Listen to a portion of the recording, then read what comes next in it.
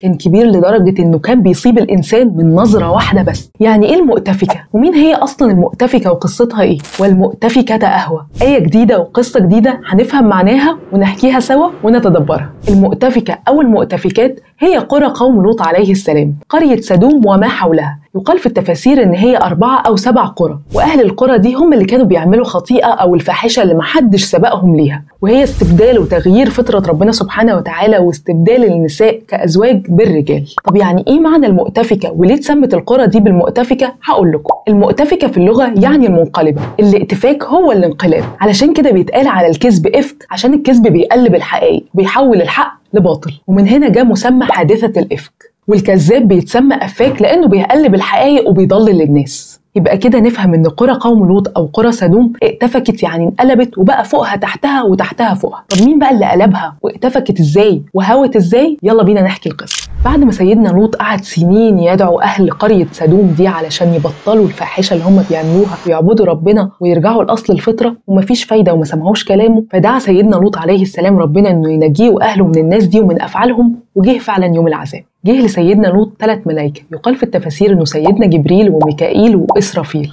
قالوا لسيدنا لوط عليه السلام وطمنوه، قالوا له إن إحنا رسل ربك وربنا سبحانه وتعالى سمع دعاء، بس خد أهلك بسرعة وامشي في الليل ومحدش فيكم يبص وراه ولا يلتفت، إلا مراتك هيصيبها اللي يصيبهم، لأن هي ما كانتش مؤمنة بدعوة سيدنا لوط وكانت كمان بتساعد قومها في عمل الفواحش. قصة سيدنا لوط جميلة وممكن نحكيها بالتفاصيل في حلقة تانية إن شاء الله. وفعلا سيدنا لوط أخذ بناته بسرعة وخرج، وفي تفاسير قالت إن مراته فعلا ما خرجتش معاهم وفضلت مع قومها، وفي تفاسير تانية قالت إن هي خرجت فعلا معاهم، بس أول ما سمعت صوت قومها بيصرخوا التفتت وبصت وراها فخدها العذاب أو جت حجارة أهلكتها فورا. انتوا متخيلين معايا العذاب كان كبير قد إيه؟ كان كبير لدرجة إنه كان بيصيب الإنسان من نظرة واحدة بس. وجه الصبح وبدأ العذاب. يقال في التفاسير إن سيدنا جبريل عليه السلام بطرف جناحه شال واقتلع القرى دي من الأرض ورفعها فوق في السماء، وبعدين قلبها وهوى بيها مرة واحدة على الأرض. معنى أهوى يعني الهوى السقوط من مكان عالي جدا، فخلى اللي فوق تحت واللي تحت فوق، جعل عليها سافلها،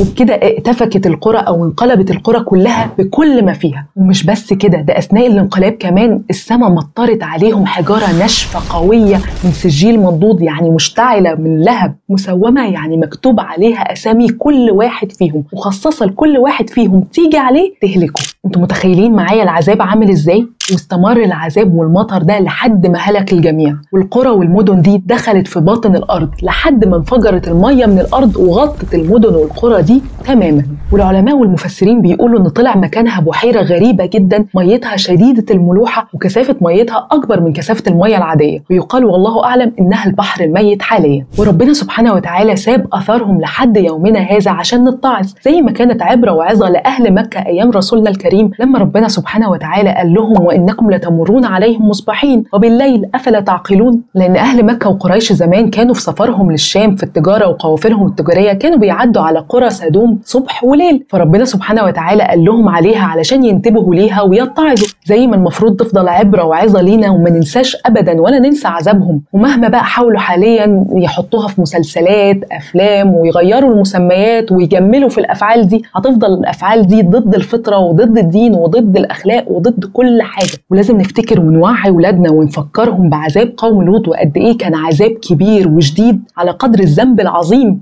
بتاعهم. لو أول مرة بقى تعرفوا معنى الآية والقصة اكتبوا لي في الكومنتات، ما تنسوش طبعا تحفظوا الفيديو وشير مع أصحابكم، خلي الكل يعرف المعنى ويستفيد.